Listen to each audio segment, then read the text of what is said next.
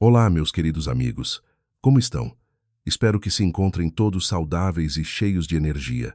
Bem-vindos ao canal da Leonor, o lugar onde cada relato testa as nossas emoções e desafia a lógica. Hoje, preparei para vocês uma narrativa da qual, garantidamente, não conseguirão desviar o olhar. Imaginem uma mãe que acabou de dar à luz gêmeos, a ser abandonada pelo próprio marido apenas por ordem de uma sogra cruel e abastada.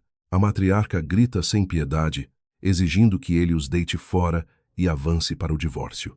Mas o que aconteceria se essa mulher, considerada uma miserável, fosse na verdade uma rainha a esconder a sua coroa?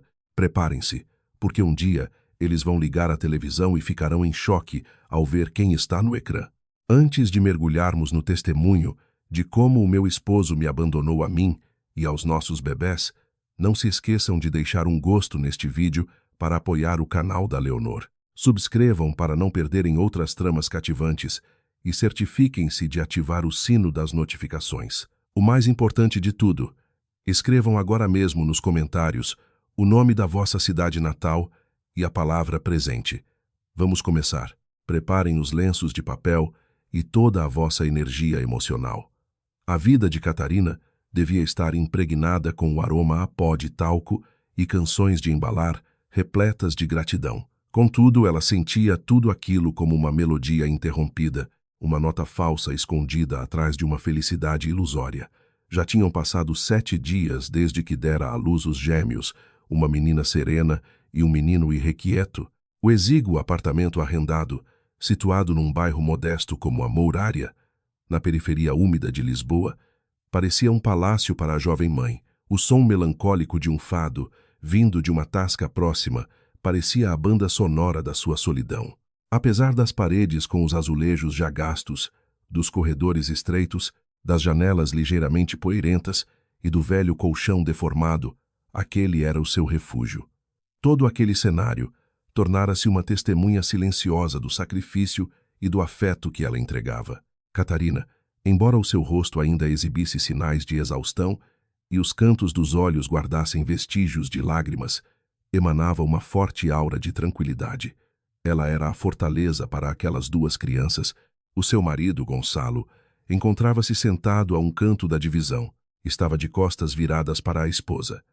Os seus movimentos pareciam rígidos, como se uma corda invisível o puxasse para trás. Ele não olhava para os recém-nascidos, preferindo encarar fixamente a parede de onde a tinta antiga descascava. A esposa sabia que algo estava errado. Durante toda a semana, Gonçalo tocara nos filhos apenas de forma esporádica. As suas mãos, outrora quentes, estavam agora gélidas e trêmulas sempre que tentava pegar neles. O rapaz parecia inquieto. Essa ansiedade irradiava com tanta intensidade que contaminava o ar do quarto. A alegria de se ter tornado pai, sentimento que deveria transbordar do seu peito, fora esmagada por algo enorme, pesado e assustador. Catarina tentou afastar aquelas preocupações da mente. Talvez o companheiro estivesse simplesmente exausto de saltar entre trabalhos precários para cobrir as despesas que aumentaram subitamente. Os gastos com fraldas, leite em pó e consultas pós-parto continuavam a drenar os restos de euros que lhe sobravam na carteira.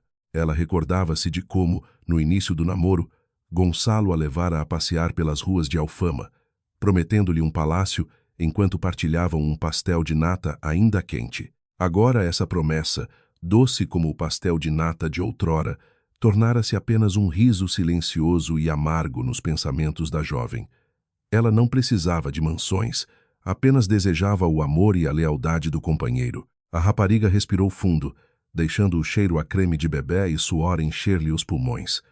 Virou-se para o marido, exibindo um sorriso forçado. Fazia os possíveis para ser uma esposa otimista.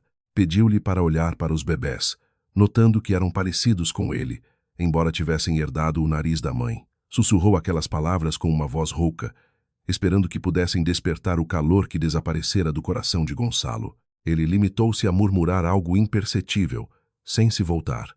A sua cabeça andava à roda. As palavras da sua mãe, Dona Madalena Vasconcelos, continuavam a zumbir-lhe nos ouvidos como abelhas furiosas. Dona Madalena, Uma mulher cuja família construíra um império a partir do vinho do Porto e da navegação ao longo de gerações, possuía uma influência capaz de destruir o mundo do filho num ápice. A sua fortuna não era apenas dinheiro, era um legado de poder. Gonçalo era o único herdeiro do qual se esperava que assumisse o controle de todo o império empresarial da família. No entanto, havia uma condição absoluta imposta. Era-lhe estritamente proibido desposar uma rapariga sem posses. Ele devia contrair matrimônio com a candidata escolhida pela matriarca.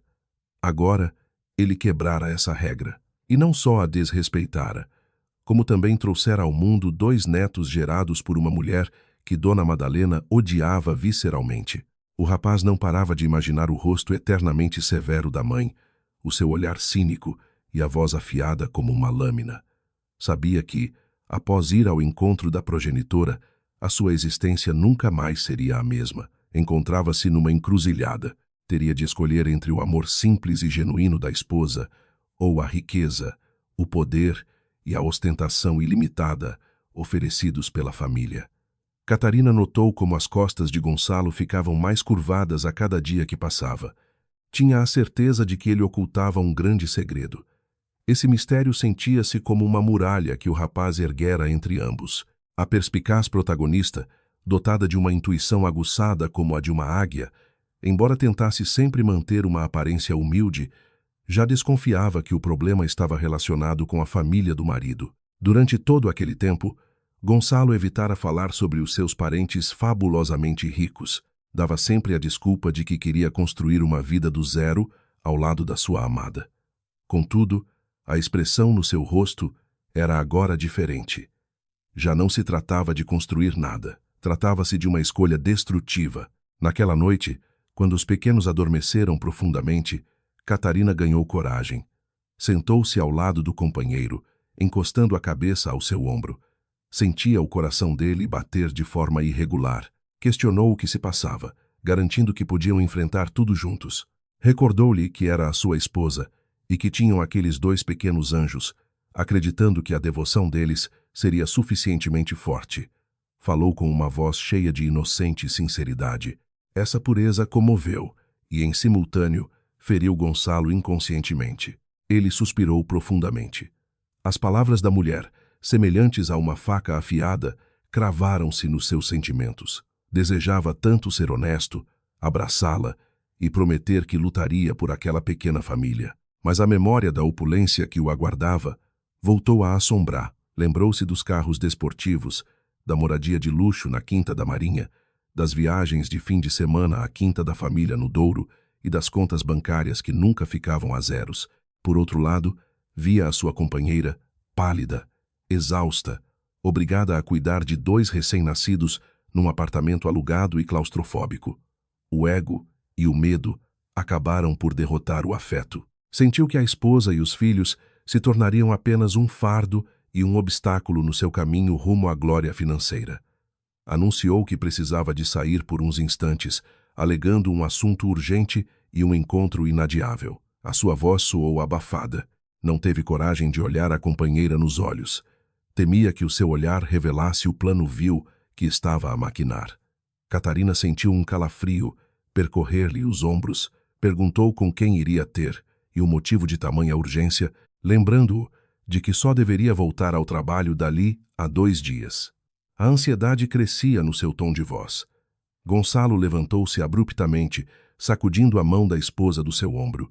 Respondeu de forma agressiva que ela não precisava de saber, ordenando-lhe que parasse de fazer perguntas desnecessárias e que se limitasse a cuidar das crianças. Foi a primeira vez, desde o dia do casamento, que ele gritara com ela de forma tão rude. A jovem estremeceu, com o coração apertado. Lágrimas brotaram imediatamente nos seus olhos. Apenas conseguiu observar as costas do marido a desaparecerem pela porta, deixando para trás um perfume barato e o cheiro do medo. A partir desse instante, o homem mudou definitivamente. O encontro com Dona Madalena, atrás dos altos muros de pedra da luxuosa mansão familiar, que antes ele via apenas de longe, aniquilou os restos da sua consciência. Nesse local, a matriarca impôs um ultimato cruel que o filho não conseguiu recusar. À força do dinheiro e o estatuto social da senhora Vasconcelos eram demasiado avassaladores. Fraco e interesseiro, o herdeiro acabou por ceder à tentação da riqueza. Escolheu o luxo e deitou fora a esposa juntamente com os 2 bebés minúsculos. Catarina, que agora tinha de cuidar das crianças sozinha no apartamento, sentia uma solidão cortante. Esperou, aguardou por uma chamada, ansiou por mensagens, desejou o regresso do marido, mas a resposta foi apenas um silêncio sepulcral. Cada hora parecia durar dias inteiros. Os bebés choravam à vez, enquanto o pranto da mãe corria de forma silenciosa. Abraçava os seus pequenos anjos com força, jurando mentalmente que se tornaria uma progenitora inabalável. Tentava convencer-se de que tudo não passava de um mal-entendido, que o amado regressaria certamente. Contudo, o que descobriu 2 dias depois não foi o abraço caloroso do esposo, mas sim os papéis do divórcio e um envelope grosso, recheado de notas de euros. O documento de separação parecia frio e repugnante nas suas mãos. Continha apenas 2 frases cruas, afirmando que ele não aguentava mais e que se iam divorciar. A mensagem ordenava que ela tratasse das crianças, ficasse com aquele dinheiro e nunca mais aparecesse. O nome de Gonçalo estava assinado no fundo da página, seco, sem uma gota de remorso. O mundo da jovem desmoronou-se num instante. Ela não teve uma crise de histeria, simplesmente emudeceu, como se a alma lhe tivesse abandonado o corpo. Olhou em redor para o berço de madeira baço, para o biberão de leite atirado a um canto, para a fotografia de casamento desbotada. Tudo aquilo parecia uma piada de mau gosto. Ser abandonada depois de arriscar a própria vida para dar à luz gêmeos não era apenas uma traição, era a crueldade elevada ao expoente máximo.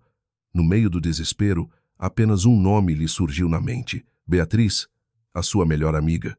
Beatriz era a única pessoa que conhecia a história de vida de Catarina desde o início. Reunindo as últimas forças, ligou à amiga. A sua voz tremia. Chocada, a confidente chegou imediatamente. Ao ver a mulher exausta com 2 crianças minúsculas, percebeu logo que o pesadelo se tornara realidade. Abraçou-a com força, permitindo que a amiga, pela primeira e última vez, desse largas à tristeza. Sussurrou que iriam embora dali, que ela não podia permanecer naquele local. Catarina assentiu de forma débil. Nos seus olhos brilhava agora um fogo gélido. Já não era a frágil rapariga de outrora. A traição de Gonçalo despertara nela uma força oculta. Olhou para os filhos, depois para os documentos legais, pegou em fósforos e reduziu o papel a cinzas. Os resquícios negros rodopiaram no ar, levando consigo as falsas promessas e o afeto atraiçoado. Nessa mesma noite, Catarina, Beatriz e os recém-nascidos abandonaram a modesta habitação. Partiram em silêncio, deixando para trás todas as más recordações. Mas para onde poderiam ir? Não se dirigiram para a casa da amiga, nem para junto de familiares distantes. Encaminharam-se para uma penthouse secreta, no coração da Avenida da Liberdade, um lugar cuja existência o ex-marido sequer suspeitava. Um local que marcava a verdadeira identidade da protagonista, a qual ela ocultara tão minuciosamente, até mesmo do próprio esposo. Agora, a jovem estava na varanda da sua luxuosa cobertura. O vento da metrópole fustigava-lhe o rosto. Já não se via como uma mulher sem posses e rejeitada. Via-se como uma figura poderosa, que agora tinha uma missão: educar os seus filhos com dignidade e garantir que Gonçalo e Dona Madalena pagassem caro por cada lágrima derramada. Longe dali, no cintilante centro da capital, atrás de altos portões de ferro forjado e sob a sombra de árvores centenárias, erguia-se a mansão da abastada família que se tornara a fonte do sofrimento do rapaz e a raiz dos infortúnios da ex-mulher. O majestoso edifício de estilo clássico europeu emanava uma aura inatingível de poder e capital. Num dos salões principais, com tetos de 10 metros de altura e decorado com lustres de cristal cintilantes, estava sentada a matriarca.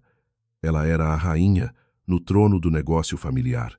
Uma mulher que envelhecia envolta em luxo, mas com um coração ressequido pela ganância. O seu rosto era perpetuamente severo. Os maxilares estavam cerrados, e no seu olhar lia-se uma frieza capaz de congelar quem ousasse contrariá-la. Gonçalo entrou na sala com passos vacilantes. Os seus sapatos gastos pareciam deslocados no caro tapete persa estendido no chão. Acabara de regressar do apartamento onde deixara a devastadora carta de separação. Mas o seu sentimento de culpa evaporou-se instantaneamente. Assim que inalou o aroma da riqueza e do poder que o rodeava, sentiu que aquele era o seu verdadeiro lugar. Ele era o príncipe herdeiro, e não o pai de umas crianças de um bairro de lata. A senhora Vasconcelos não proferiu uma palavra. Limitou-se a observá-lo. Esse olhar de condenação fez com que toda a coragem do filho encolhesse. Ao lado da mãe estava Constança, a irmã mais nova, com uma mala de marca a tiracolo e uma expressão cínica. Deliciava-se com o momento de impotência do irmão. Sempre o considerara fraco e facilmente manipulável, especialmente devido ao erro de ter casado com aquela rapariga, a quem ela rotulava como uma pessoa de classe inferior. A matriarca perguntou se ele já tinha terminado os assuntos com aquela mendiga. A sua voz soou baixa, mas penetrante, mais fria do que a corrente de ar do ar-condicionado da sala. O homem baixou a cabeça. Tentou parecer firme, mas a voz tremia. Confirmou, dizendo que ela já recebera os papéis. Afirmou que a tinha deixado. Omitiu intencionalmente a existência dos bebés. Sabia que essa confissão provocaria uma tempestade ainda maior e colocaria em risco a herança que agora estava mesmo ali à sua frente. Contudo, Dona Madalena era uma estratega brilhante. Ela já sabia de tudo. Mesmo antes de o herdeiro cruzar a soleira daquela porta, os seus informadores tinham agido muito mais rápido e de forma mais eficaz do que os pensamentos do próprio filho. A mulher sorriu amargamente, um sorriso que nunca lhe chegava aos olhos. Essa expressão facial parecia um punhal afiado. Repetiu as palavras do filho com ironia. Questionou o motivo de ele não ter aproveitado para deitar fora os 2 pequenos estorvos que a mulher parira uma semana antes. Essas palavras atingiram o rapaz como uma marreta. O seu maior segredo fora descoberto. O rosto empalideceu instantaneamente.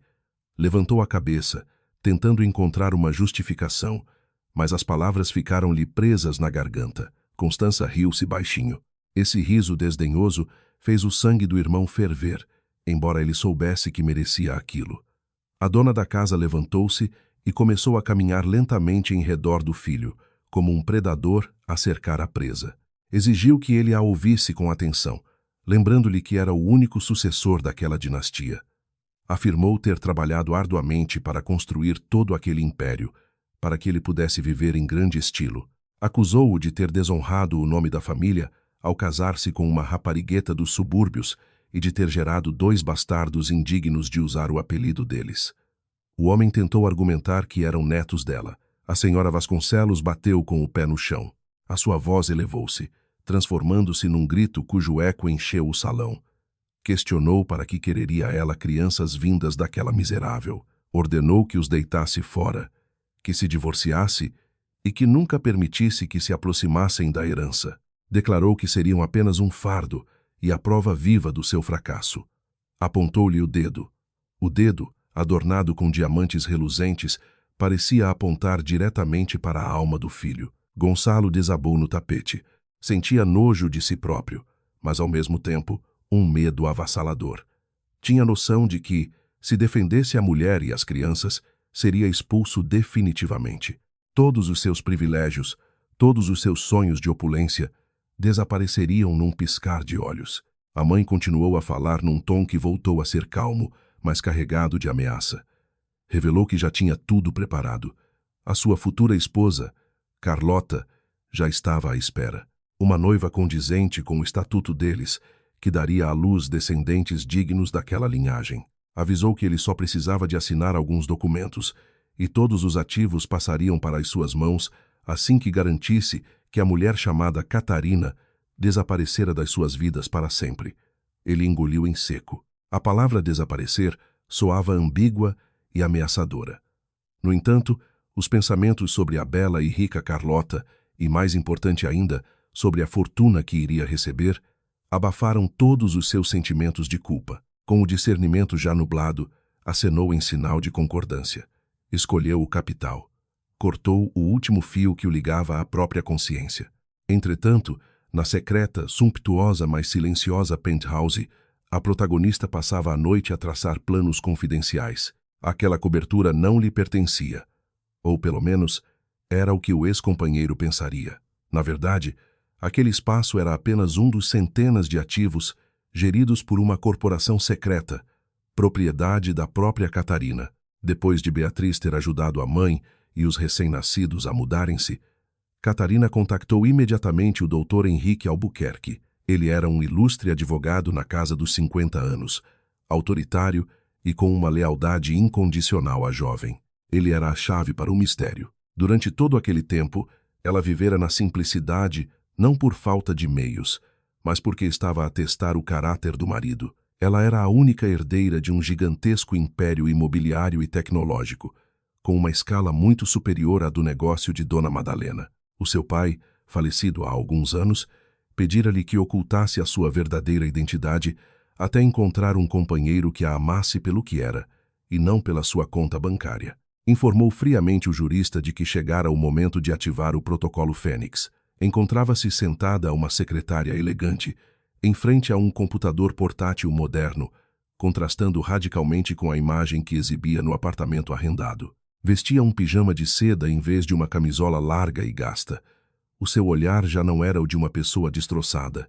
Era o olhar de uma presidente executiva pronta para a guerra. O Dr. Henrique, do outro lado da linha, fez uma pausa por instantes. O protocolo Fênix era um plano de contingência criado para o pior cenário possível: traição e rejeição.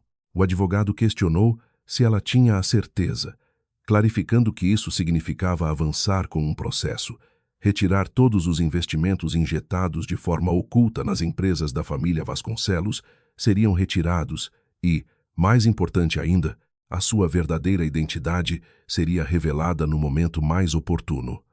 Ela respondeu com uma firmeza inabalável, confirmando a sua decisão. Explicou que eles não só a subestimaram, como insultaram as suas crianças, a sua própria carne e sangue. Ordenaram que o homem os deitasse fora, algo que ela jamais perdoaria. Queria que eles soubessem que a pessoa que trataram como lixo era a mesma pessoa capaz de destruir o império deles. Lançou-se ao trabalho. Não dormiu nessa noite. Alterou dados, transferiu fundos e desenvolveu estratégias jurídicas complexas. Juntamente com o conselheiro legal, utilizou pseudônimos e contas anônimas, certificando-se de que nenhum rastro a ligasse diretamente às operações.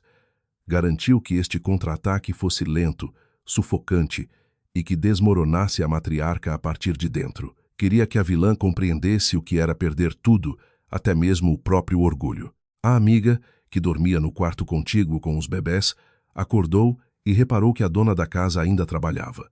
Entrou com uma chávena de chá quente. Disse-lhe suavemente que precisava de descansar, lembrando-a de que tinha acabado de passar por um parto. A presidente sorriu levemente. Explicou que não podia parar. Tinha duas razões para se manter acordada e lutar. Aqueles pequenos anjos não iriam crescer sem sentido de dignidade só porque o pai era um cobarde e a avó uma pessoa desumana. A traição de Gonçalo fora uma bênção disfarçada. Agora, estava livre daquela farsa e podia ser ela mesma. A mulher de negócios que o pai sempre educara. Beatriz deu-lhe um abraço. Sabia que aquela já não era a amiga ingênua de antes. Transformara-se numa mulher de aço. A dor forjara uma figura invencível. Prometeu a si mesma que seria o melhor pilar de apoio para aquela mãe. Do outro lado da cidade, o ex-marido celebrava a sua recém-adquirida liberdade. Gastava o dinheiro que deixara à esposa. Divertia-se numa discoteca dispendiosa, tentando esquecer o rosto da antiga companheira e o choro dos filhos. Tentava convencer-se de que fizera a escolha certa, mas cada risada falsa que escutava, cada copo de champanhe que bebia, pareciam insípidos. Sentia um vazio profundo. Sabia que a felicidade simples que vivera no andar alugado, apesar de todas as privações, era muito mais genuína do que a luxúria fabricada que agora perseguia. Mas já tinha ido longe demais. Assinara os papéis e, verbalmente, concordara com a ordem perversa da progenitora. Escolhera o seu caminho, uma rota para a ruína da qual ainda não suspeitava. A matriarca, absolutamente certa de que a ex-nora era apenas uma desgraçada sem contactos, Já começara a planear a boda faustosa do filho com Carlota. Elaborava listas de convidados, escolhia um serviço de catering famoso pelas suas reinterpretações de pratos clássicos, como canapés de alheira de Mirandela e mini cataplanas de marisco, e encomendava um vestido de noiva a um designer de renome internacional. Ignorava que, nos bastidores, o protocolo Fênix já estava em marcha.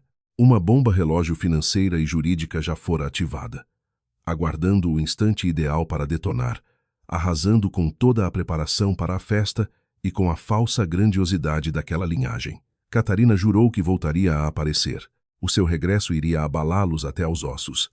O segundo ato deste jogo estava apenas a começar. Naquela noite, após a saída de Gonçalo e de o documento de separação se ter transformado em cinzas, o espaço exíguo mergulhara num silêncio sufocante, muito mais ensurdecedor do que o silêncio deixado após o riso e o pranto.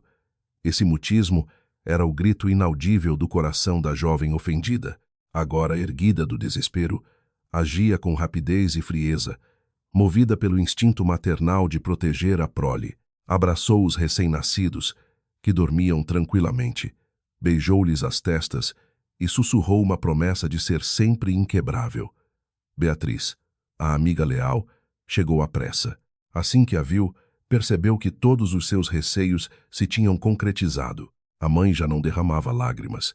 Os seus olhos estavam secos, mas irradiavam uma determinação férrea que a confidente nunca presenciara. Ajudou-a a reunir alguns pertences essenciais. Curiosamente, a dona da casa não levou todas as suas coisas antigas.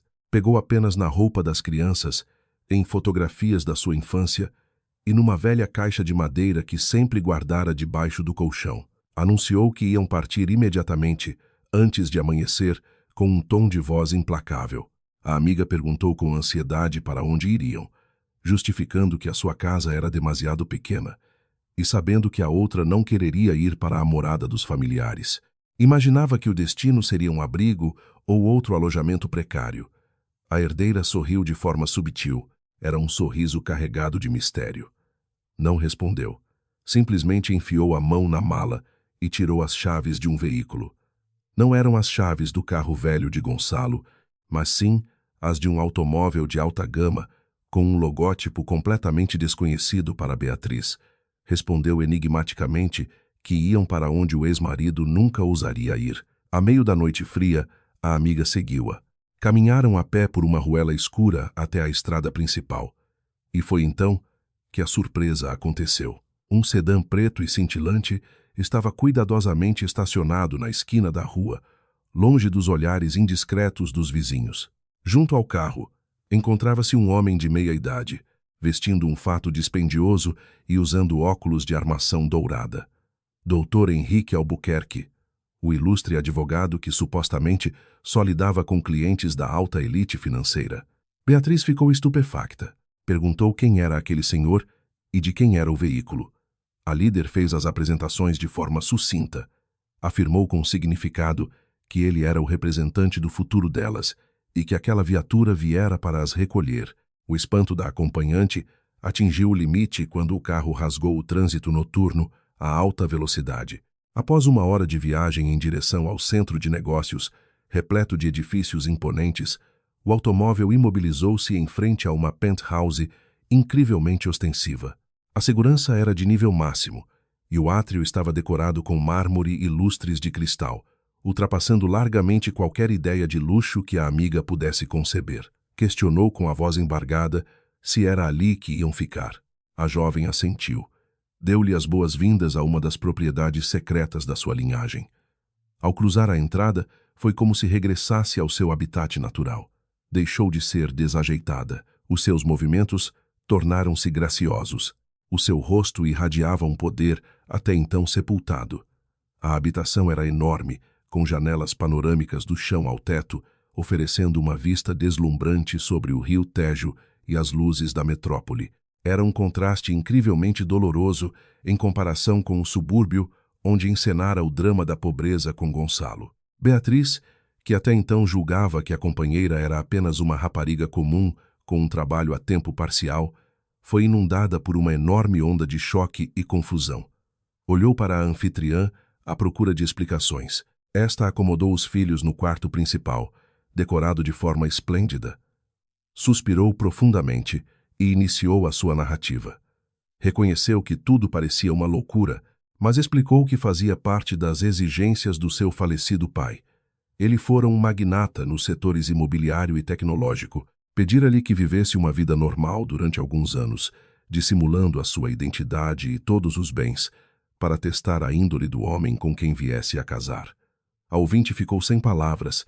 Constatou que, afinal, ela nunca fora uma pessoa sem recursos. A milionária confirmou, dizendo que apenas fingira sê-lo. Todos os fundos, sob nomes fictícios, eram geridos pelo Dr. Henrique, na qualidade de administrador fiduciário.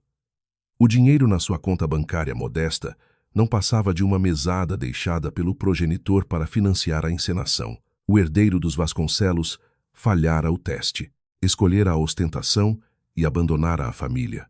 A mulher explicou, com tristeza no olhar, que ele não só chumbara na prova de amor, como também revelara a verdadeira natureza do seu coração. De seguida, revelou a sua verdadeira identidade. Catarina Corte Real, a única herdeira do Grupo Vértice, um conglomerado muito maior e mais discreto do que a empresa de Dona Madalena. O advogado presente era o jurista principal e o homem de confiança de longa data do seu pai. A velha caixa de madeira que trouxera da antiga casa era, afinal, o cofre que guardava o selo da empresa, os documentos da herança e as chaves do patrimônio que ela ocultara com tanto zelo. O choque da amiga transformou-se em admiração, misturada com raiva dirigida a Gonçalo. Ele traíra uma rainha disfarçada. Trocara um verdadeiro tesouro por trocos insignificantes. A líder suspirou, notando que a escolha dele já estava feita. Anunciou que agora era a vez delas. Naquela mesma noite, ativou na íntegra o protocolo Fênix. Passou o resto da madrugada a trabalhar com o representante legal. No escritório de alta tecnologia da cobertura, a rapariga que antes se dedicava apenas às lides domésticas falava agora a linguagem dos negócios, do direito e das estratégias financeiras mais complexas. O profissional entregou-lhe todos os relatórios confidenciais, demonstrando como ela, através de empresas de fachada, investira secretamente somas avultadas em vários projetos cruciais da corporação da ex-sogra. O plano foi delineado. Primeiro, avançar oficialmente com o divórcio, exigindo uma compensação financeira a qual o marido não poderia escapar. Segundo, retirar de forma gradual e sistemática todo o capital investido na empresa da adversária, tirando partido de lacunas legais e dos direitos de investidor maioritário que mantivera no anonimato. Terceiro, criar uma nova figura pública, radicalmente diferente da rapariga humilde que todos conheciam. O jurista alertou, com um tom de aviso, que essa retirada de fundos provocaria uma grave crise de liquidez na estrutura de Dona Madalena. Os grandes projetos em curso falhariam os prazos de pagamento e ficariam em risco de insolvência. A executiva respondeu friamente que era exatamente esse o objetivo. Relembrou que tinham dado ordem para deitar fora as suas crianças. Garantiu que faria com que eles perdessem tudo o que possuíam, que asfixiassem lentamente. Não se tratava de vingança, mas sim de justiça implacável. Enquanto planeavam a queda do trono inimigo, o rapaz passava uma noite agitada na mansão materna. Dormia num luxuoso quarto de hóspedes, mas sentia-o gélido e estranho. Tinha o telemóvel nas mãos, hesitando por várias vezes em ligar à mulher, apenas para confirmar se estava tudo bem. No entanto, a progenitora já tomara medidas preventivas, colocara vigilância em redor da antiga residência e assegurara-se de que o filho estivesse ocupado com os preparativos para o falso noivado com Carlota. O noivo já sabia do embate que o aguardava de manhã. A líder da família planeava anunciar o compromisso perante os parceiros de negócios, como se tivesse apagado com sucesso o passado vergonhoso do filho. Ele devia estar radiante, mas as imagens do rosto de Catarina e o choro dos bebés continuavam a persegui-lo. Tinha consciência de que o preço daquela fortuna era a sua consciência e que já a tinha vendido. Amanhã despontou. Os primeiros raios de sol iluminaram a cobertura, destacando um rosto agora cheio de determinação. Olhou pela janela, contemplando a metrópole que agora estava sob o seu controlo, e já não sentia medo. A tristeza dera lugar a uma concentração ardente. Contactou a confidente. Pediu-lhe o favor de tomar conta das crianças nesse dia. Tinha uma reunião crucial, o primeiro encontro, utilizando o seu verdadeiro nome. Vestiu um elegante fato de executiva, aplicou uma maquilhagem sóbria e arranjou o cabelo. Encarou seu reflexo no espelho. A pessoa que via já não era a mesma do passado. Era a nova Catarina, a presidente, pronta para alterar as regras do jogo. Em simultâneo, Dona Madalena preparava-se para a sua conferência de imprensa. Sorria com presunção, elogiando-se por controlar o único descendente com mestria. Ignorava que, enquanto festejava a vitória, a sua pior inimiga dirigia-se ao próprio escritório, preparando-se para puxar o gatilho que faria o seu império desmoronar. A noite da fuga terminara. Essa madrugada tornara-se o ponto de viragem. Deixara para trás uma vida de fingimento e falsa pobreza, e entrava no campo de batalha como uma monarca a reclamar o seu lugar. A epopeia não era mais sobre sofrimento, mas sim sobre estratégia, poder e um regresso imparável. Na luxuosa sala de reuniões, situada no último andar do arranha-céus do Grupo Vértice, a gestora conduzia os trabalhos com um semblante calmo, mas carregado de autoridade. Vestia agora um fato de alta costura escuro. O cabelo perfeitamente alinhado transmitia a aura inegável de uma líder corporativa. Em redor da mesa, encontravam-se o advogado e uma equipa de especialistas nas áreas jurídica e financeira, todos leais ao seu falecido pai. Olhavam para ela com reverência, observando como a sucessora, que antes julgavam demasiado ingênua, se transformara numa comandante fria e calculista. Declarou com uma voz baixa, mas cortante, que o plano não visava apenas a destruição. O objetivo era recuperar o que lhe pertencia por direito e dar à família Vasconcelos uma lição inesquecível. Expôs a sua estratégia.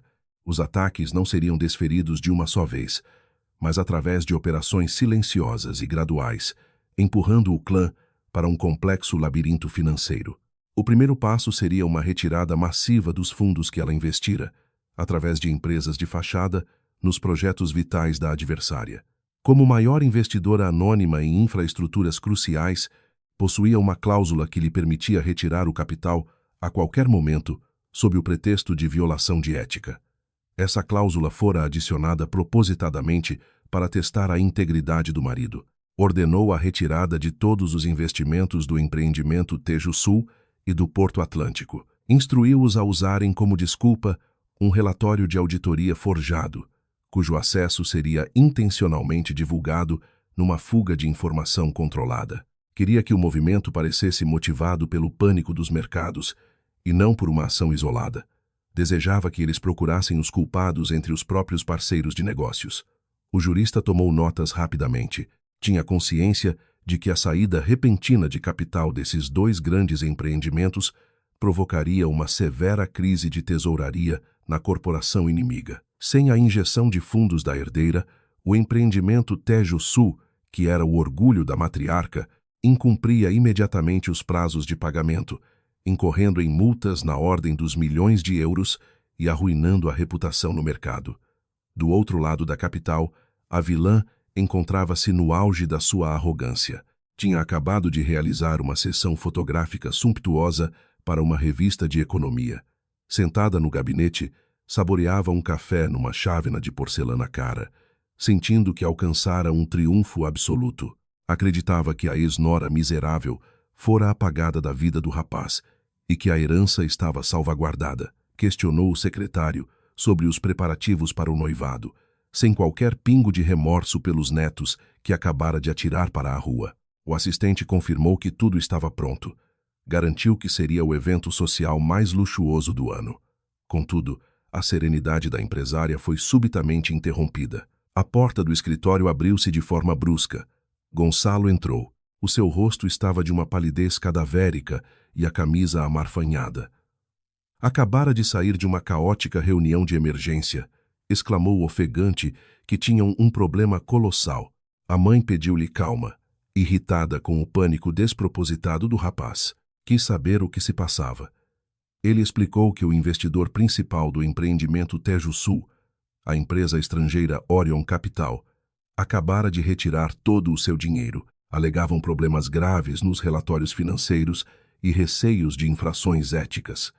A mulher ficou paralisada de imediato. A Orion Capital era a empresa de fachada controlada pela ex-nora através do Dr. Henrique, e esses fundos eram o balão de oxigênio do projeto imobiliário. Gritou que isso era impossível, que estavam vinculados por contrato, e exigiu saber quem ousara espalhar tais boatos. O pânico começou a transparecer na sua voz. O homem abanou a cabeça. Respondeu que não sabia, mas que os advogados confirmavam a legalidade da retirada devido a uma cláusula extremamente rigorosa. Avisou que teriam de repor os montantes no prazo de 48 horas. Caso contrário, seriam alvo de uma multa astronômica e perderiam a licença de construção. A arrogante matriarca começava agora a sentir os primeiros abalos sísmicos da estratégia de vingança. Contactou imediatamente bancos e parceiros na tentativa de tapar o buraco financeiro que se abrira repentinamente. Suspeitava de velhos inimigos, sem sequer imaginar que a ameaça provinha de um fantasma do passado do filho, da pessoa que considerava inofensiva. Entretanto, enquanto o caos reinava no quartel-general dos Vasconcelos, Catarina recebia a atualização do seu representante legal. O Dr. Henrique informou que o primeiro alvo fora atingido com sucesso e que o projeto estava à beira do colapso. Ela anuiu. Não demonstrou euforia. Apenas uma fria satisfação. Deu luz verde para ativar o segundo objetivo. Este alvo era muito mais pessoal e humilhante. Constança, a irmã de Gonçalo, possuía uma boutique de luxo, integralmente financiada por créditos bancários garantidos com ativos da empresa da mãe. A gestora sabia que a cunhada fugia frequentemente aos impostos e utilizava os lucros da loja para financiar caprichos pessoais. Ordenou à sua equipa financeira que comprasse de forma anônima todas as dívidas da rapariga através de um pequeno banco privado, exigindo o pagamento imediato e integral. Instruiu o jurista a utilizar os meios legais mais públicos e vexatórios possíveis. Exigiu que enviassem a notificação e realizassem as penhoras no próprio dia do noivado do ex-marido, à vista de toda a gente. Queria que Constança percebesse que a opulência de que se gabava era uma riqueza ilusória, passível de lhe ser retirada a qualquer instante. O advogado ficou ligeiramente surpreendido com o nível de detalhe e o caráter pessoal da ofensiva. Apesar disso, executou a ordem sem hesitação. Compreendia que a sua cliente não procurava apenas causar perdas econômicas, mas também o desmoronamento da dignidade daquela família. Horas depois, o desespero de Dona Madalena agravou-se. Recebeu uma chamada do seu diretor financeiro. Este comunicou-lhe que a entidade bancária rejeitara subitamente o pedido de empréstimo de emergência destinado a salvar o empreendimento. Gritou ao telefone, questionando o motivo da rejeição e argumentando que as garantias apresentadas eram sólidas.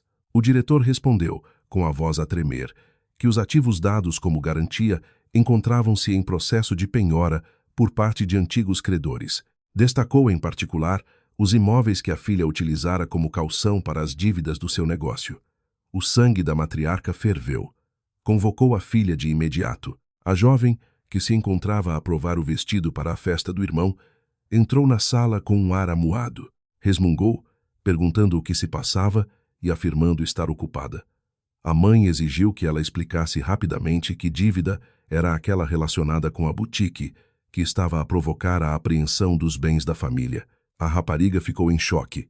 Tentou desvalorizar a situação, dizendo que se tratava de um valor irrisório, já liquidado há muito tempo. Confessou que apenas tirava dinheiro da caixa da loja ocasionalmente. A empresária não conseguiu conter a ira. Sentia-se encurralada por todos os lados. Tinha a certeza de que estavam a ser caçados por um inimigo invisível. Fechou-se no gabinete, tentando descobrir quem estava por trás da Orion Capital. Enquanto a vilã enfrentava a tempestade, Catarina desfrutava de momentos simples com os seus gêmeos na cobertura. Abraçava a filha e o filho, contando-lhes histórias sobre uma heroína corajosa. Por detrás do seu sorriso doce, sabia que a sua máquina de retribuição funcionava na perfeição. Nunca esqueceu o seu propósito principal. Não procurava o enriquecimento, pois já era abastada, mas sim garantir que os seus filhos nunca mais fossem subestimados ou atirados para o lixo por quem quer que fosse. Tomou mais uma decisão estratégica. Solicitou a preparação da documentação para lançar uma nova empresa inserida no Grupo Vértice, a qual seria cotada em bolsa de imediato. Era o passo mais audacaz e arriscado, pois iria expor gradualmente a verdadeira influência da magnata ao público e aos meios de comunicação. Informou o seu conselheiro que usariam um nome elegante e forte. Determinou que o mercado começaria a notar a presença da Holding Fênix. Declarou que queria que eles soubessem da existência de uma nova força preparada para assumir o velho trono. A estratégia de vingança encontrava-se agora oficialmente em marcha. O primeiro ataque provocara pânico nos mercados. A segunda investida seria uma humilhação social. E o terceiro movimento, que revelaria a sua identidade, resultaria na aniquilação total, testemunhada por todo o país. A sogra e o ex-marido, demasiado cegos pela ganância e arrogância, nunca desconfiariam que aquela catástrofe tinha sido orquestrada pela rapariga que consideravam miserável e indefesa. Cedo descobririam que tinham descartado não apenas uma esposa e mãe, mas também uma rainha das finanças, agora disposta a reclamar a sua coroa. A festa de noivado decorria no salão de baile de um hotel de 5 estrelas, com vista sobre o rio Tejo, propriedade da família da noiva. Centenas de convidados ilustres, entre empresários de topo e figuras públicas, reuniam-se no local. Dona Madalena estava à entrada, vestindo um traje caríssimo e cintilante, recebendo os presentes com um sorriso falso e forçado. Fazia os possíveis para dissimular a angústia que sentia, escondendo-a atrás de risadas e conversas de circunstância. O projeto imobiliário continuava em risco de colapso, e a ameaça de arresto de bens devido às dívidas da filha assemelhava-se a um punhal cravado nas costas. Mas nessa noite tinha de apresentar uma imagem impecável. Precisava de provar ao mundo que a sua dinastia empresarial permanecia inabalável. Gonçalo mantinha-se ao lado da progenitora, exibindo uma aparência irrepreensível num smoking feito à medida. Contudo, os seus olhos não refletiam alegria, mas sim um vazio e um receio subtil. Olhava furtivamente para o telemóvel, temendo que a ex-companheira aparecesse do nada ou que chegassem más notícias do escritório. Desfizera-se da sua família e agora tinha de exibir o prêmio da sua traição. Carlota, uma rapariga deslumbrante e de boas famílias. Num canto da sala, oculta do campo de visão da matriarca, encontrava-se a presidente executiva. Não estava ali como convidada, mas como observadora e mestre de marionetas do drama que estava prestes a desenrolar-se. Trajava um vestido de noite simples, porém sofisticado. Acompanhada por Beatriz e por alguns elementos da sua equipa de segurança apaisana, ocultava o rosto na multidão. O seu olhar perspicaz acompanhava todos os movimentos. Não se importava com o luxo envolvente. Mantinha-se totalmente focada no momento de ruptura que delineara com precisão cirúrgica. O evento atingiu o seu clímax. Os noivos subiram ao palco para a cerimônia de troca de alianças. Dona Madalena pegou no microfone, pronta para proferir um discurso triunfante. O seu rosto resplandecia. Acreditava que nessa noite conseguiria encobrir todos os infortúnios.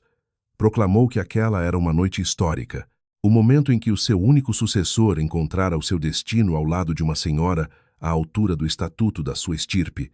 Afirmou que deixavam para trás um passado vergonhoso. Fez uma pausa para soltar uma gargalhada arrogante. Foi exatamente nesse instante, ao mencionar o passado vergonhoso, que o plano da heroína foi acionado.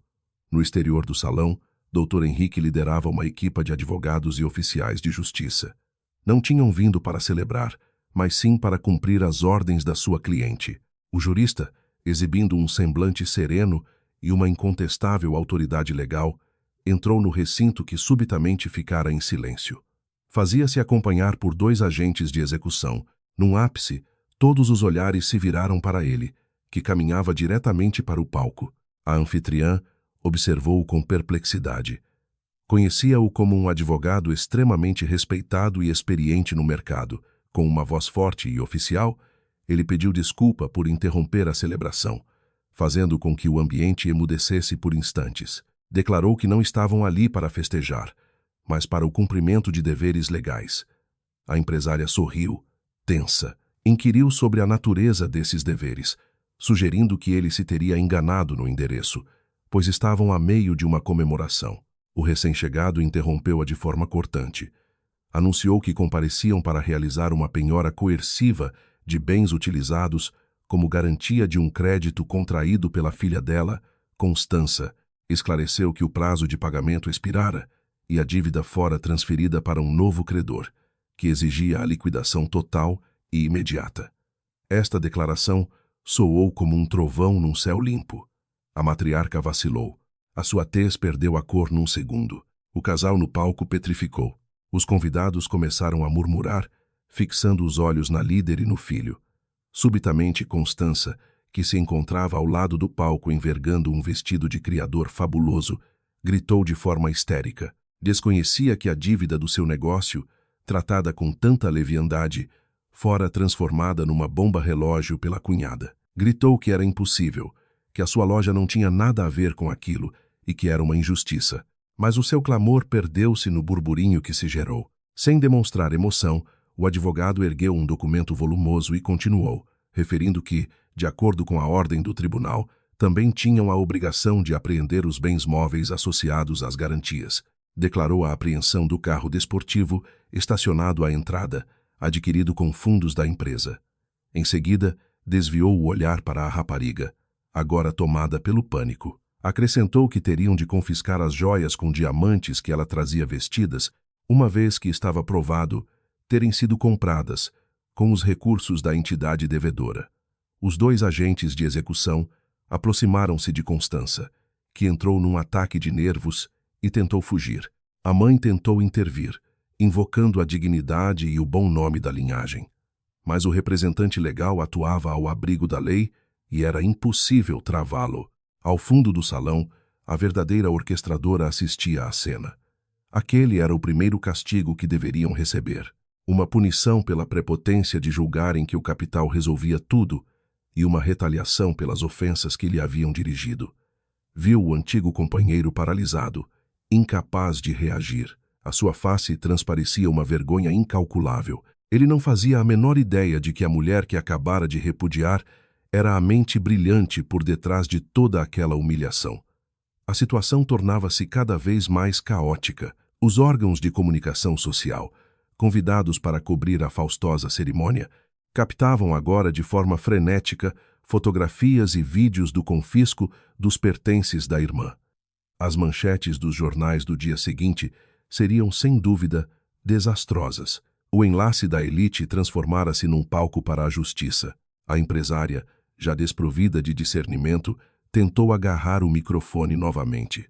Exclamou que tudo não passava de calúnia e de manobras de concorrentes invejosos, assegurando que iriam contestar a ação nos tribunais. Mas o espetáculo ainda não tinha chegado ao fim. A CEO deu um sinal à sua equipa. De repente, o ecrã gigante LED instalado atrás do palco, que até então exibia fotografias românticas dos noivos, mudou de emissão. O ecrã passou a transmitir as notícias de última hora divulgadas pelas principais publicações financeiras. O título em letras garrafais anunciava: Crise de liquidez súbita. 2 projetos vitais da família Vasconcelos à beira do incumprimento. Ações afundam 40% em poucas horas. A reportagem detalhava a fuga massiva de capitais da Orion Capital. A firma de fachada provocara um rombo abissal nas contas. A notícia mencionava ainda que a matriarca estava a ser investigada por suspeitas de manipulação dos resultados contabilísticos. O impacto daquelas informações revelou-se ainda mais destrutivo do que a apreensão dos bens da filha. Os presentes, na sua esmagadora maioria, investidores e parceiros comerciais, entraram em pânico de imediato, começaram a cochichar, pegaram nos telemóveis e abandonaram o salão à pressa. A festa converteu-se numa redação de jornal e numa autêntica praça financeira em alvoroço. Ao olhar para o ecrã, o herdeiro compreendeu finalmente a dimensão da tragédia. Não se tratava apenas do problema da irmã. Tratava-se de um ataque orquestrado contra todo o império da mãe. Lançou-lhe um olhar acusador. A mulher encontrava-se agora petrificada no palco. A sua face perdera toda a vitalidade. Ao longe, Catarina sorria de forma cínica. Tinha alcançado o seu objetivo. Destruíra publicamente a honra daquela gente e demonstrar ao mundo que a riqueza dos Vasconcelos não passava de um castelo de areia, prestes a ruir sob o embate das ondas. Quando o espaço ficou praticamente deserto, deixando mãe e filho sozinhos no meio dos escombros da sua própria celebração, as duas amigas saíram do edifício. Não entraram numa viatura luxuosa. Optaram por caminhar devagar. Beatriz perguntou como é que ela se sentia. Respondeu, de forma calma e sem excesso de emoções, que estava satisfeita, mas que aquilo era apenas o começo. Já estavam desonrados. Agora era a vez de sentirem o mesmo sofrimento que ela padecera. A mentora sabia que aquela ruína financeira e social obrigaria a dupla a procurar a identidade por detrás da Orion Capital e do misterioso levantamento de fundos. Iriam entrar em pânico e dar passos em falso. Era precisamente por isso que aguardava. Manipulara os indícios para que os rastros da firma de fachada os conduzissem por caminhos errados, deixando-os ainda mais perdidos. Enquanto isso, preparava a estocada final, a revelação da sua verdadeira identidade.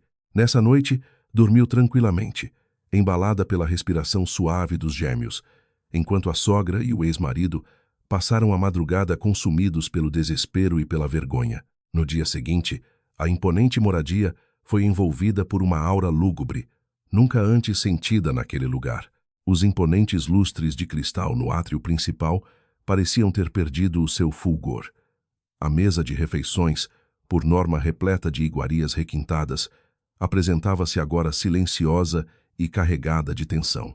A imprensa deleitara-se durante toda a noite, transformando o fiasco do noivado e a crise corporativa na principal notícia a nível nacional. A líder da família, com o rosto marcado pelo estresse, segurava uma chávena de chá arrefecido. As cotações das suas empresas prosseguiam em queda livre e os telefones não paravam de tocar, com banqueiros e parceiros a exigirem justificações e a resgatarem investimentos. Sentia-se cercada por um adversário sem rosto. Culpava toda a gente. Responsabilizava a filha pelas suas dívidas irresponsáveis, o filho pela incapacidade de gerir os projetos e até o falecido marido por lhe ter deixado um negócio tão complexo. Deu um murro na mesa, gritando para saber quem estava por detrás daquilo tudo. A Orion Capital era uma entidade fantasma. Questionava o motivo de tamanha vontade de os exterminar. O rapaz permanecia em silêncio. O seu rosto estava escondido atrás de um jornal repleto de fotografias humilhantes da penhora ocorrida na festa. A sua culpa fundia-se agora com o terror e uma saudade profunda e dolorosa. Essa palavra, tão portuguesa, descrevia perfeitamente o vazio que sentia pela esposa e pelos filhos que abandonara. Já não temia a progenitora. Tinha pavor da força obscura que os estava a aniquilar. Veio-lhe à memória a esposa que enxotara. Embora tentasse convencer-se de que ela era apenas uma desgraçada, no fundo da sua alma pressentia uma ligação assustadora. A companheira que abandonara, a pessoa que ofendera, parecia ter renascido das cinzas, parecia ter regressado em busca de justiça. Inseguro, perguntou à mãe se aquilo não estaria relacionado com a ex-mulher. Baixou o jornal, fixando-a nos olhos. Dona Madalena soltou uma gargalhada amarga. Chamou-lhe idiota por pensar em Catarina.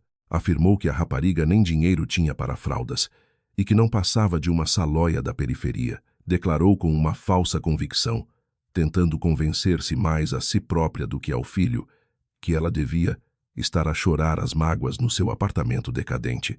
Porém, Gonçalo não estava convencido. Nessa noite, tomou uma atitude desesperada.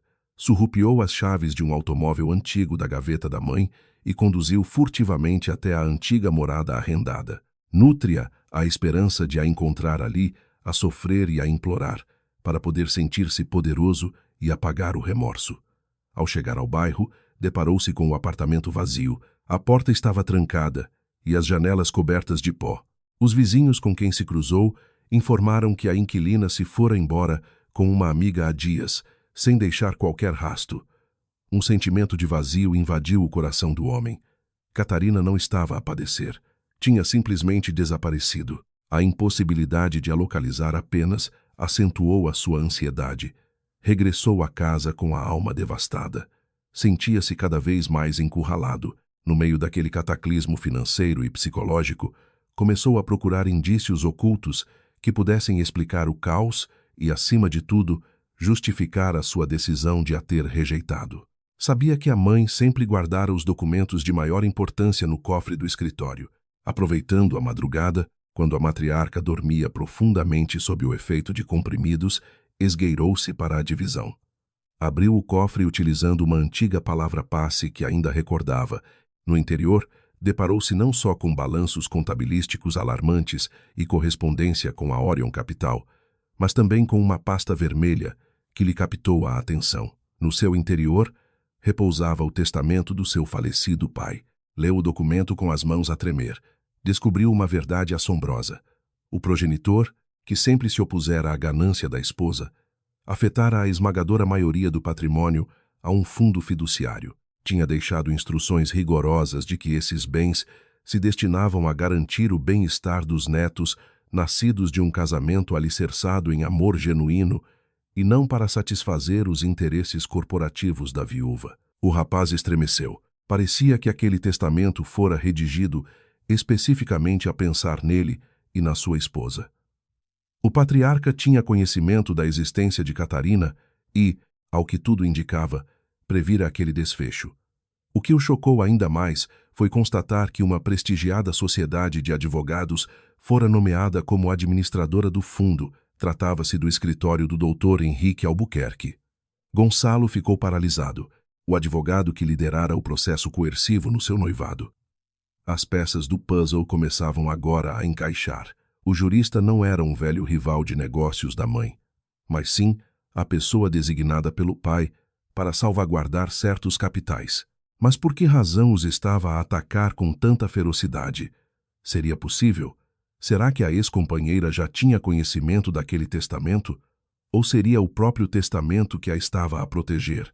A culpa que sentia transformou-se agora num remorso profundo e amargo. Concluiu a dimensão da sua própria estupidez. Abandonara a mulher que, possivelmente, detinha a chave para uma riqueza muito superior e mais legítima do que a prometida pela mãe. Apenas por cobardia e ambição, deitara fora os seus próprios filhos gêmeos, os quais deveriam ser os herdeiros legítimos do fundo deixado pelo avô. Nesse mesmo instante, a verdadeira milionária recebia um relatório do representante legal. O Dr. Henrique reportou que a fação oposta começara a entrar em pânico e a levantar suspeitas sobre as ações do defunto marido. Alertou a cliente para a probabilidade de o ex-marido procurar ativamente o testamento. A executiva esboçou um sorriso discreto. Considerou a situação perfeita. Queria que ele visse o documento. Queria que sentisse um arrependimento abrasador.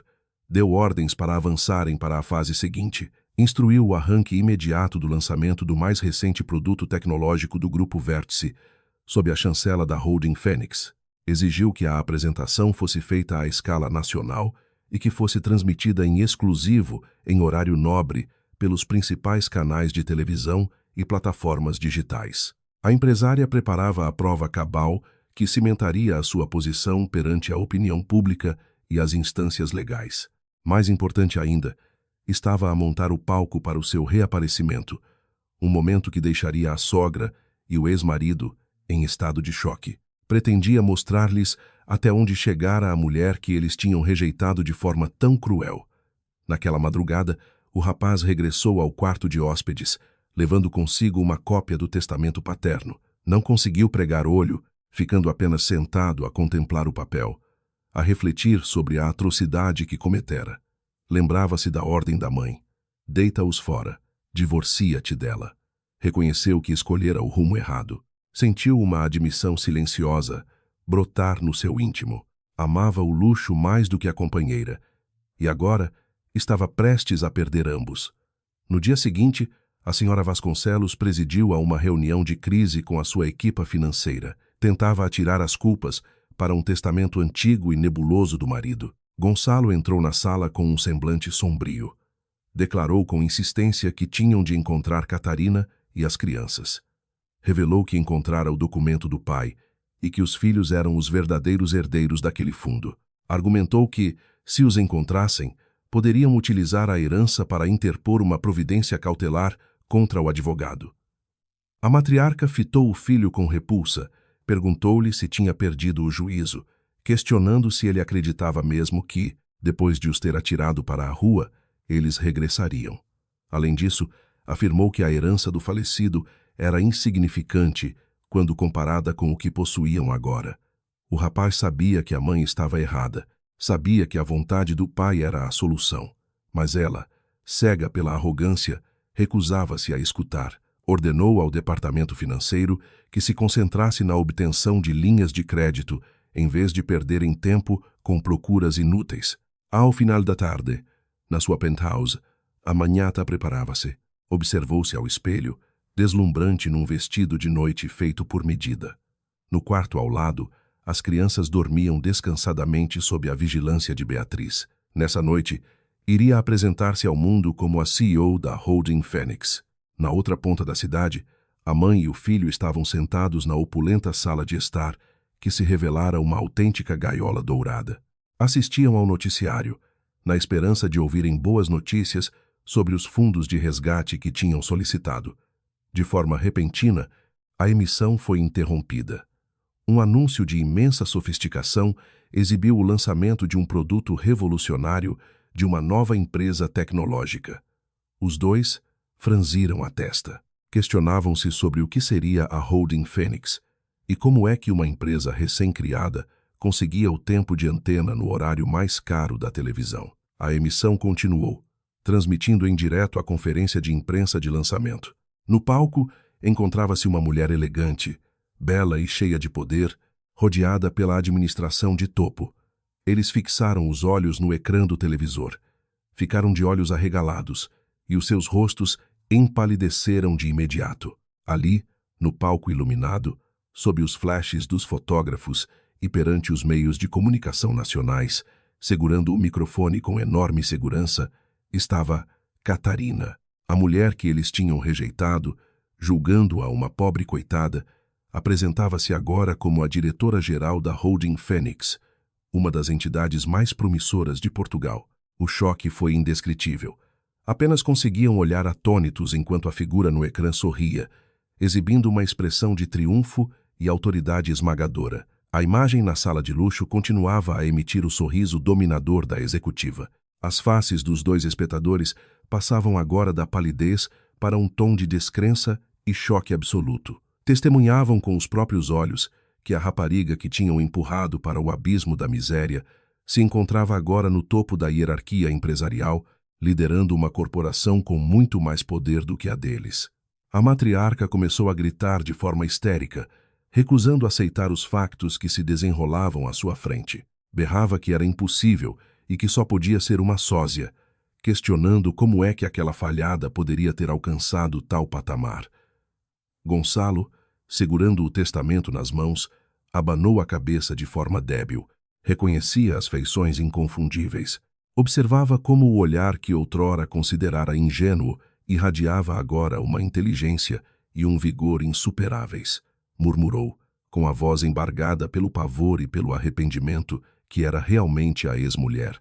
Admitiu que tinha a certeza de que era ela a mente por detrás da Orion Capital.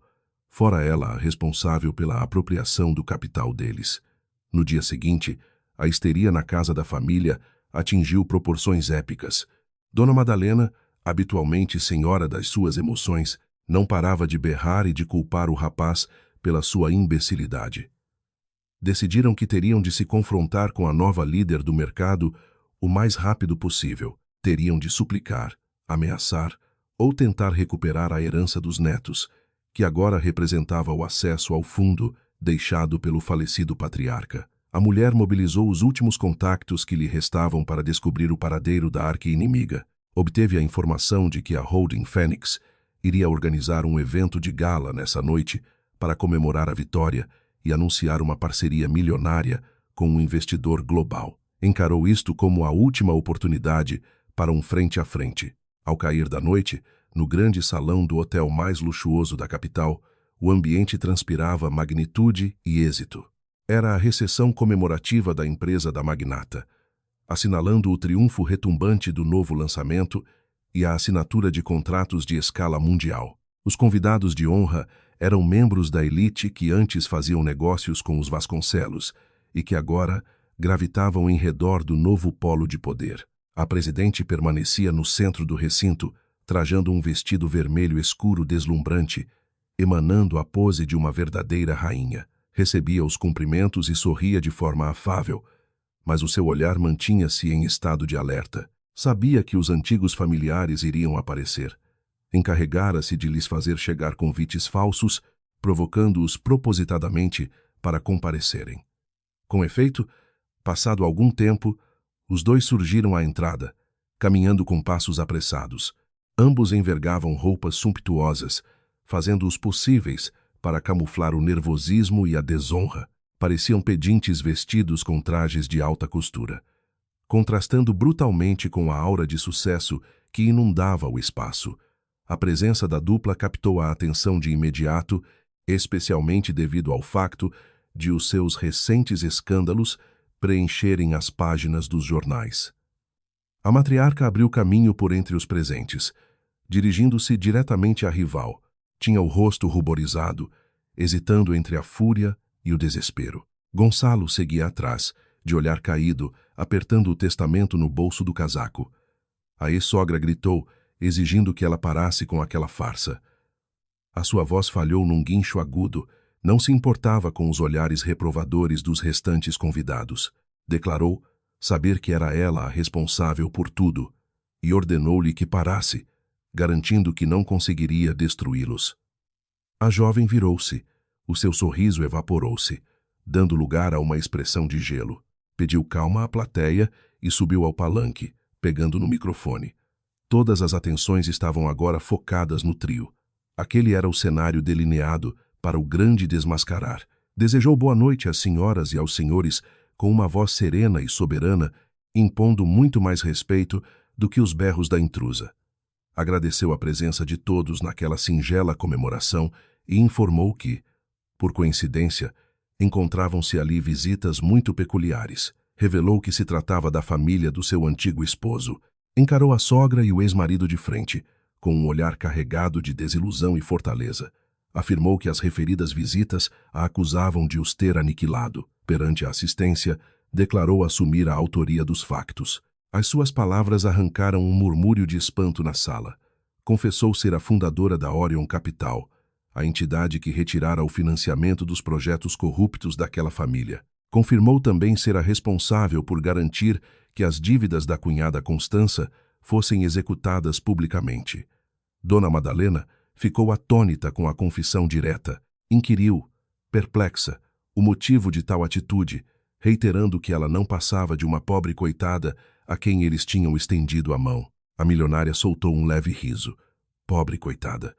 Foi nesse momento que o grande segredo foi exposto.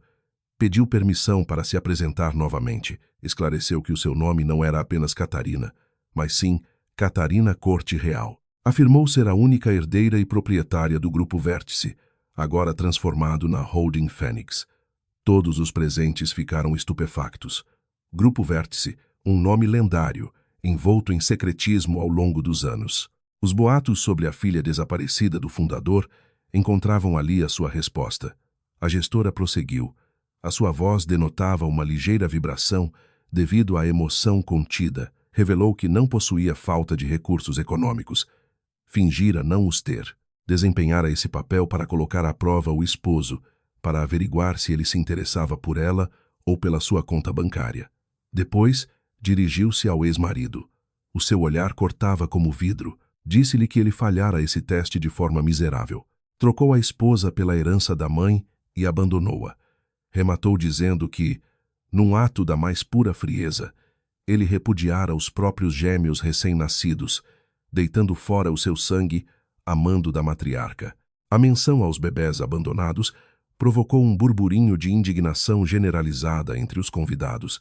A intrusa tentou justificar-se, alegando que tudo era mentira e que apenas lhe tinham pedido para sair. O rapaz, incapaz de suportar mais a pressão, caiu de joelhos no chão. Retirou o documento do bolso. Contrariou a mãe, afirmando que a ex-mulher não estava a mentir, e assumindo-se como um cobarde, virou-se para a mãe, perguntando-lhe se tinha noção do que atirara para a rua. Gritou, com os olhos transbordantes de ódio, que os netos que ela insultara eram os legítimos herdeiros do fundo do pai, e que aquele testamento provava isso mesmo. Rematou dizendo que o pai sempre soubera da ganância dela.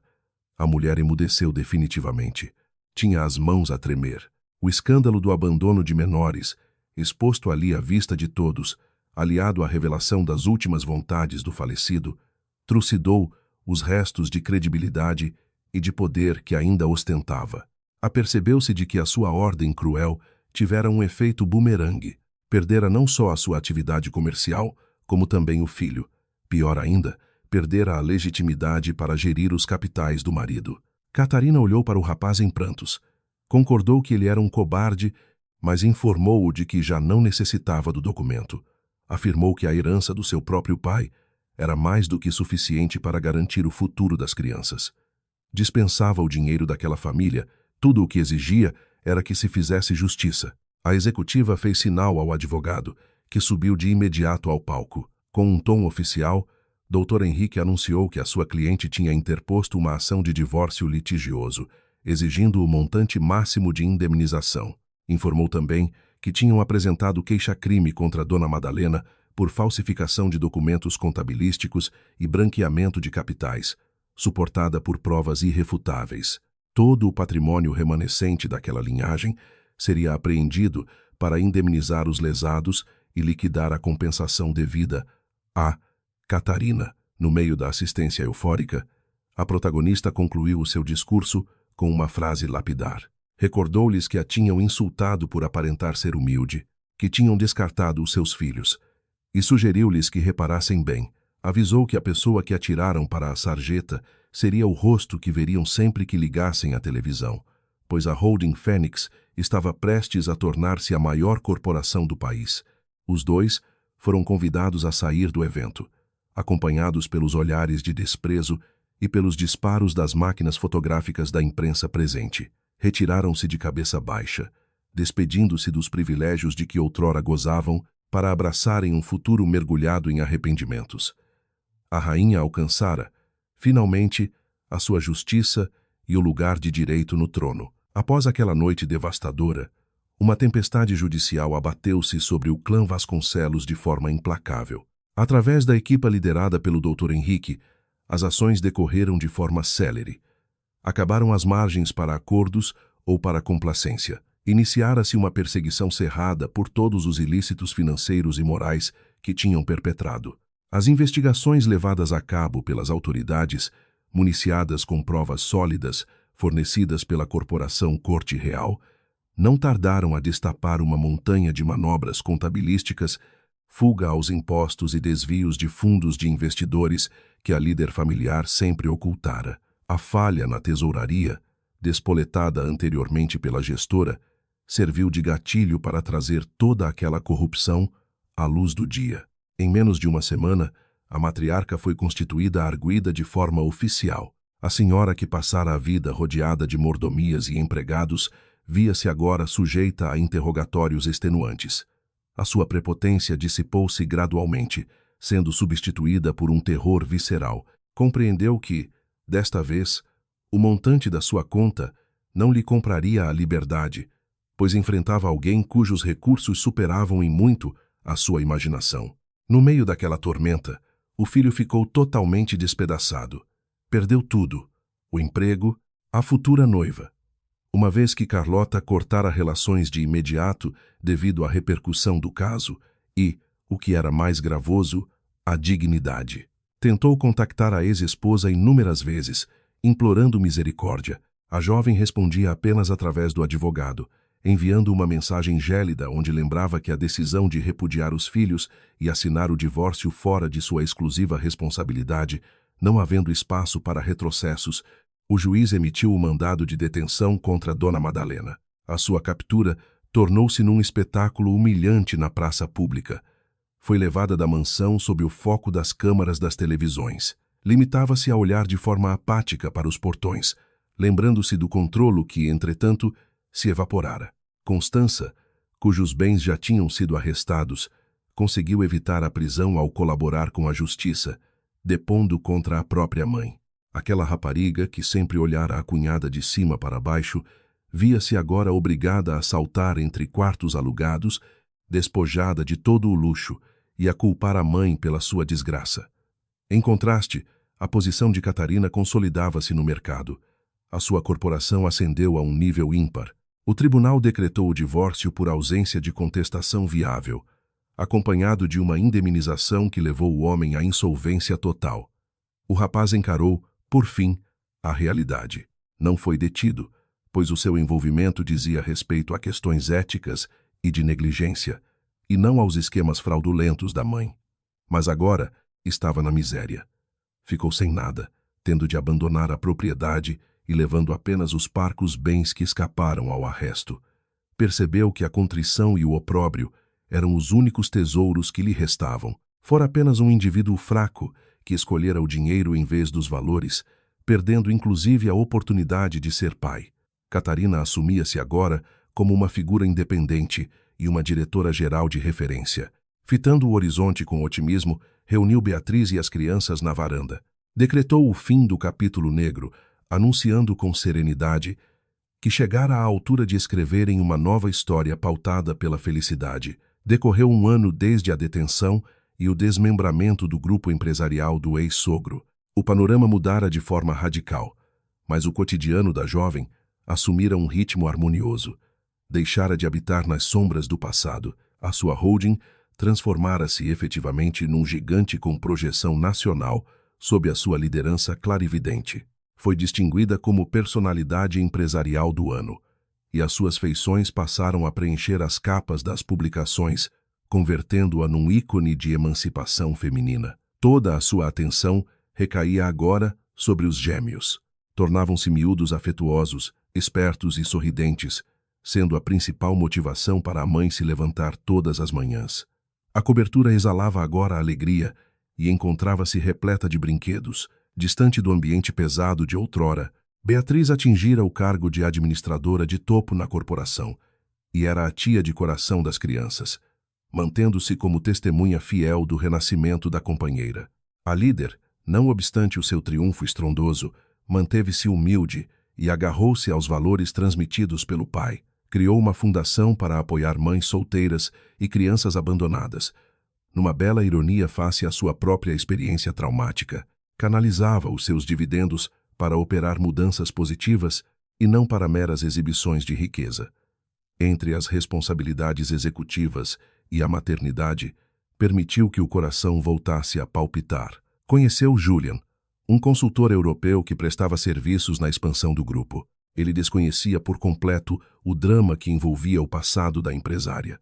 Enxergava nela apenas uma mulher sagaz, resiliente e profundamente dedicada à prole. Julian ofereceu-lhe a segunda oportunidade de experienciar um afeto genuíno. Nutre a admiração pelo seu cargo e devotava-lhe um amor sincero.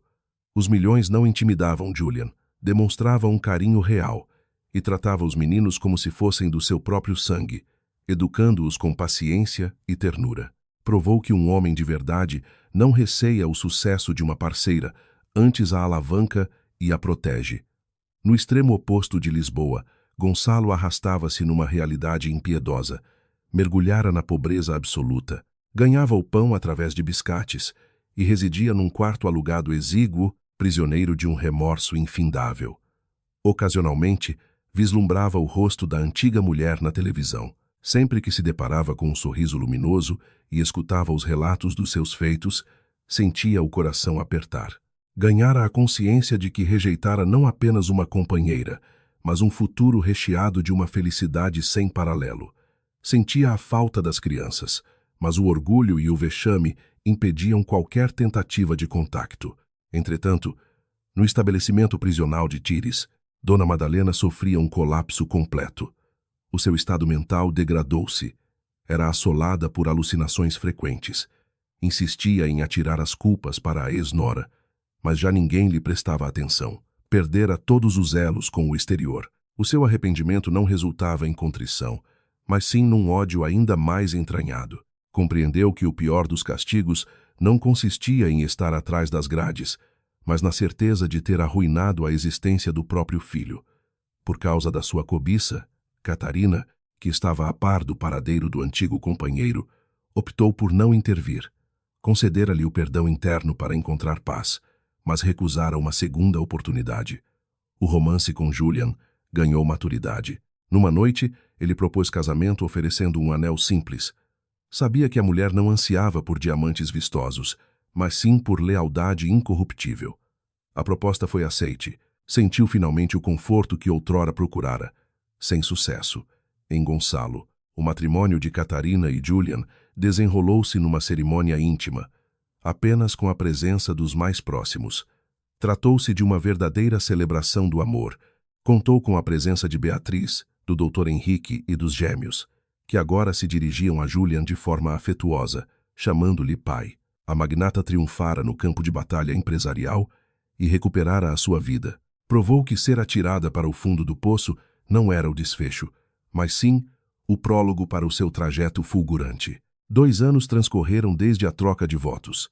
A vivência da jovem era mais do que uma história de êxito, tornara-se uma fonte de inspiração. Deixara claro que as desilusões são aceleradores, e não barreiras de betão.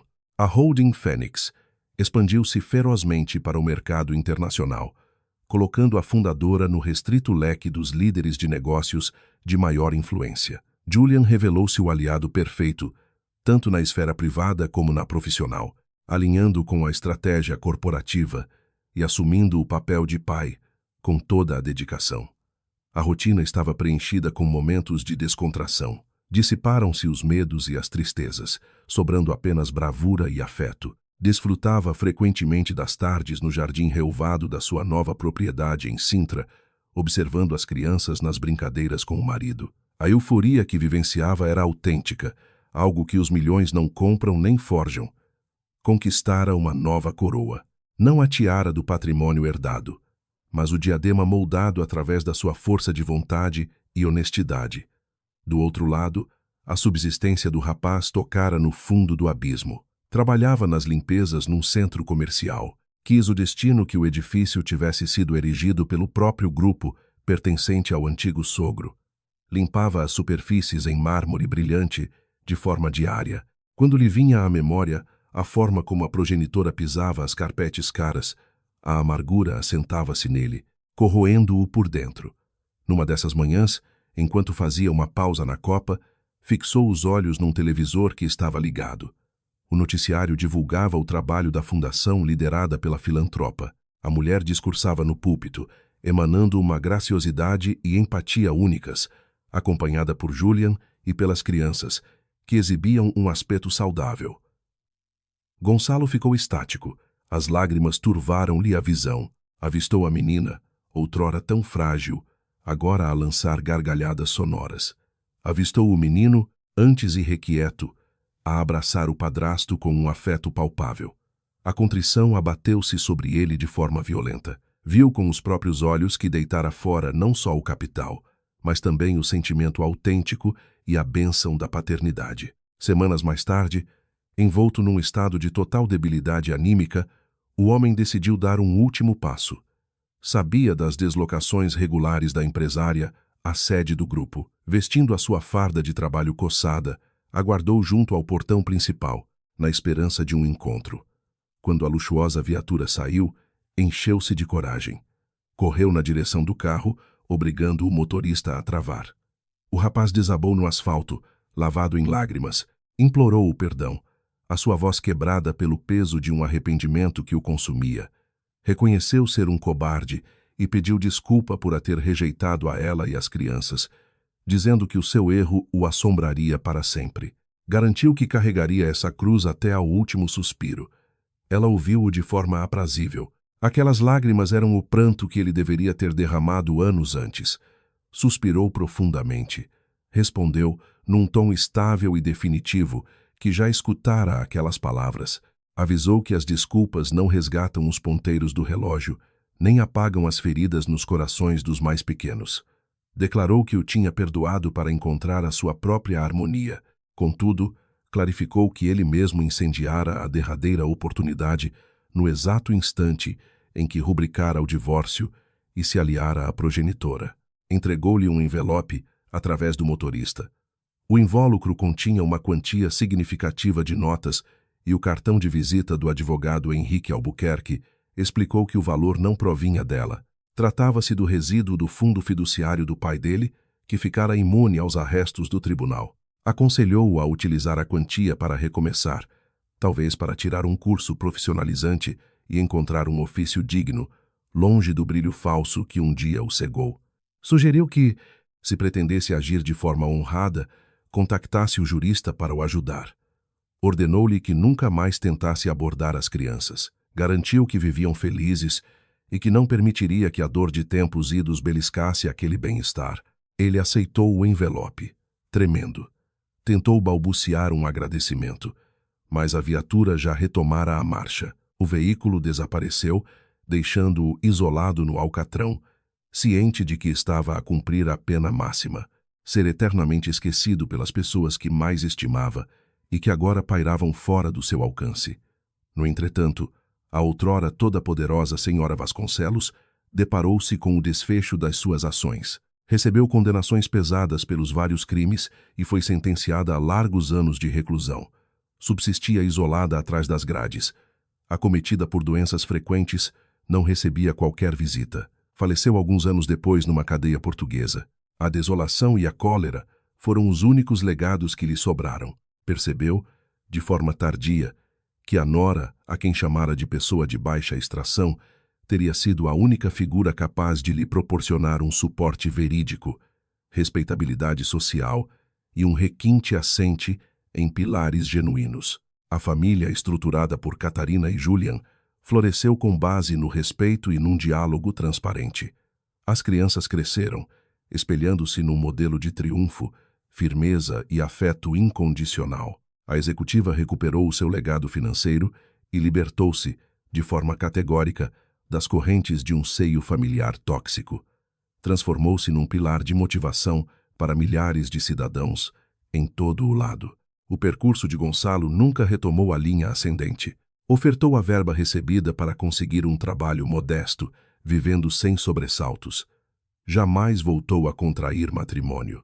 Consumiu os dias que lhe restavam em solitude, retendo na memória o sorriso resplandecente da antiga parceira e expiando a sua mais profunda traição.